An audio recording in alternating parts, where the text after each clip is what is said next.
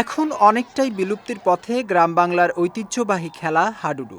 বিলুপ্ত প্রায় এই খেলাকে টিকিয়ে রাখার পাশাপাশি নতুন প্রজন্মকে উজ্জীবিত করতে উৎসব পার্বণকে ঘিরে চাঁপাইনবাবগঞ্জের শিবগঞ্জে অনুষ্ঠিত হয় হাডুডু প্রতিযোগিতা।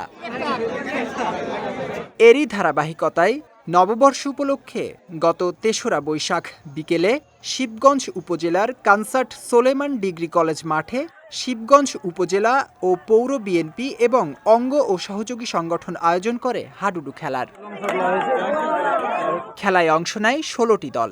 তবে ফাইনালে পদ্মা দল এবং মহানন্দা দলের হাড্ডাহাড্ডি লড়াইয়ে বিজয়ী হয় মহানন্দা দল। বৈশাখী আনন্দ উদযাপনে অনুষ্ঠিত এই আয়োজনে হাডুডুর পাশাপাশি ছিল বিভিন্ন ধরনের প্রতিযোগিতা। শ্রেণী পেশা নির্বিশেষে বিভিন্ন এলাকার মানুষ অংশগ্রহণ করে এই আয়োজনে। 4টি পয়েন্টে খেলা হয়েছে। একটা হচ্ছে শ্যামপুর ইউনিয়ন, একটা শিবগঞ্জ পৌরসভা এলাকায়, একটা দুর্লভপুর এলাকায় এবং একটা চক্কীতি এলাকায়। ইউনিয়ন ভিত্তিক খেলা চললো, কাবাডি খেলা। আমরা চ্যাম্পিয়ন হয়েছি আজকে, আলহামদুলিল্লাহ খুব খুশি লাগছে।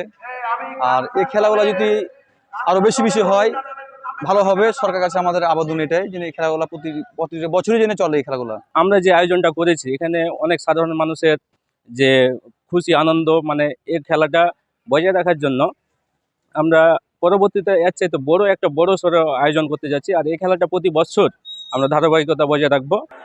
এদিকে প্রতি বছরই গ্রাম বাংলার হারিয়ে যাওয়া এই খেলাটির আয়োজন করার প্রত্যয় ব্যক্ত করেন অনুষ্ঠানের প্রধান অতিথি সৈয়দ শাহিন শওকত।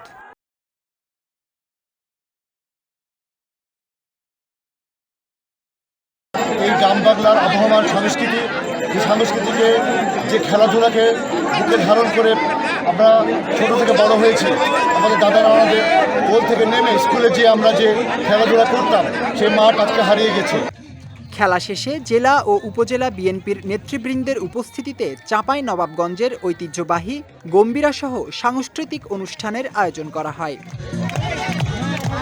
বিজয় টিভি নিউজ ডেস্ক।